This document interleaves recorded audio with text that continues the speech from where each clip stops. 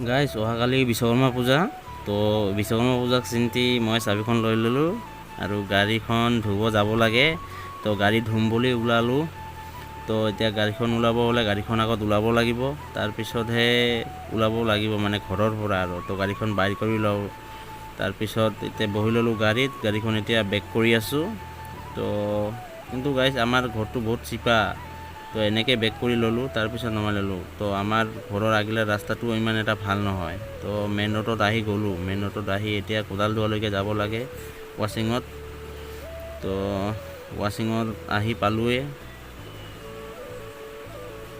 Guys. ৱাশ্বিঙত মোৰ গাড়ীখনো উঠাই দিলোঁ আৰু এতিয়া আৰু এখন গাড়ীত বহি ল'লোঁ। ঘপককৈ কোকৰাঝাৰ যাব লগা হ'ল গাইজ, কিবা এটা কামৰ কাৰণে। তো গৈ আছোঁ লাহে লাহে কোকৰাঝাৰ।